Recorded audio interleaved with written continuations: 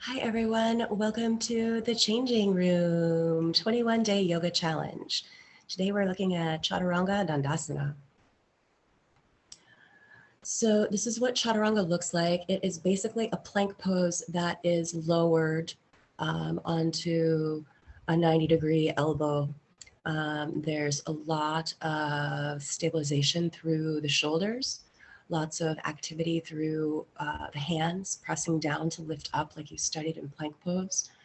Very strong legs find us here too, belly up and in, and heels back, but also the backs of the knees sort of open up to the sky. The benefits of Chaturanga include building core strength, most definitely, stamina for sure. It's a very intense pose. It strengthens your shoulders 100%, and it definitely gets your legs fired up too. Here are the instructions for Chaturanga. You can go ahead and pause here and read through them and practice it on your own, or we will take a look at the pose together in just a moment.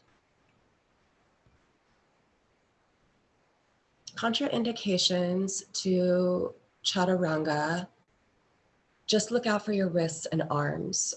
We just want to make sure that those are protected because this gets very intense through the shoulder girdle and on your wrists. Apart from that, it's an all-around great pose. Another way to develop core consciousness and intelligence, this pose teaches you how to activate your legs in arm balances. By taking more weight forward into the arms, there's an opportunity to counter that back and through the legs. One of the challenges of Chaturanga, just like with any arm balancing, is that it's hard to get the hang time necessary to study what's happening and how to tweak it. So try modifying when you're studying by putting the knees down. You can also practice with blocks under the hips, which I'll show you. You can also strap your arms into place, which helps you get a little bit more hang time.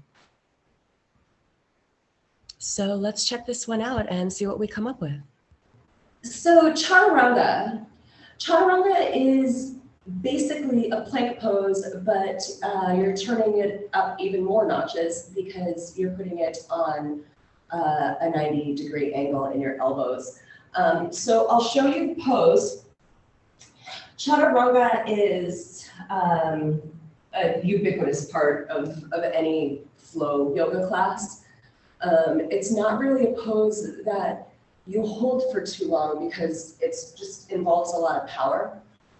So as I was saying in the video, it can be a little bit difficult to study. So anyhow, the way you come into Chaturanga is basically from a plank pose. And from plank, with your hips nice and level and looking forward, you actually take the weight a little bit more forward so that you can come down and turn this into a 90-degree angle here. So my elbows are snuggling in toward my body, and I'm trying for a 90-degree angle in the elbows.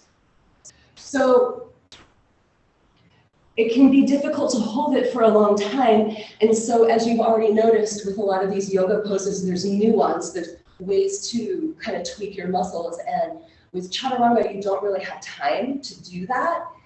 And so you have tools. And one of them is heel block.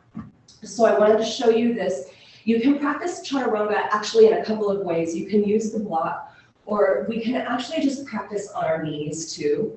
So this is a plank pose, right? I mean, it is. If I tuck my toes and lift, I'm in plank. So it's kind of like, I remember in high school, they used to call them girl push-ups. Such a stupid name. But drop the knees and just take the pressure out of it a little bit. From here, you can bend the elbows and practice coming down and just seeing what it feels like. Even if you're not at a 90-degree angle, you can still begin to understand what the mechanics of the thing are. Another way you can practice this is with a block, and you can put the block underneath your hips. So I'm going to make this block be right here on me. Okay, so then what I can do is find that hang time. So I come up, and then I can set my hip bones down on this. And now I can start to study this more. because I've got weight on my hips are on the block. So now I can study what my arms are doing and where I am in space.